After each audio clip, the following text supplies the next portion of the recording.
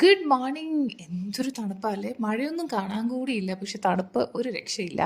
അപ്പോൾ ഇന്ന് രാവിലെ സ്നാക്സിന് പൂരിയാണ് ഉണ്ടാക്കിയത്. ഈ പൂരി ഉണ്ടാക്കാനുള്ളൊരു കാരണം, രാവിലെ ഞാൻ ചേന പൊരിക്കുന്നുണ്ടായിരുന്നു ലഞ്ചിലേക്ക്. അപ്പോൾ രാവിലെ എൻ്റെ കുട്ടി പാലൊക്കെ കുടിച്ചിട്ട് പിന്നെയും പോയി കുറച്ച് നേരം ഇങ്ങനെ കിടക്കുന്നുണ്ടായിരുന്നു.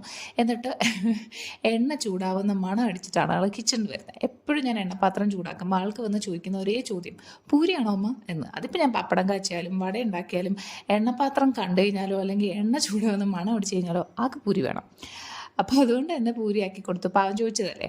പിന്നെ ലഞ്ചിലേക്ക് വരുവാണെങ്കിൽ നല്ല നാടൻ ചോറും പിന്നെ അതിലേക്ക് മുട്ട വറുത്തതും പിന്നെ കുറേ ആയെന്ന് വെച്ചാൽ ലിറ്ററലി കുറേ ദിവസമായി ഞാൻ മോരുകറി ഉണ്ടാക്കിയിട്ട്. അപ്പോൾ കുറച്ച് നമ്മുടെ വെള്ളരിക്ക ഉണ്ടായിരുന്നു സാമ്പാറിലിടുന്നത്, അപ്പോൾ അത് വെച്ചിട്ട് മോരുകറി ഉണ്ടാക്കിയിട്ടുണ്ട്. പിന്നെ ഇതിന് കോമ്പിനേഷനായിട്ടാണ് ഞാൻ മറ്റേ ചേന പൊരിച്ചത്. അപ്പോൾ ചേന വേവിച്ച് പൊരിച്ച് മസാലയിൽ പുരട്ടിയെടുത്ത് ചേന ഫ്രൈ, ഇതിൻ്റെ റെസിപ്പി ഞാൻ ഷോർട്സ് ആയിട്ട് ഇട്ടിട്ടുണ്ട്. അപ്പോൾ ഇത് കുറച്ച് പാക്ക് ചെയ്തു. കുറച്ച് മാങ്ങാച്ചാറുകൂടി വേണമായിരുന്നു, പക്ഷേ ഇല്ലായിരുന്നു.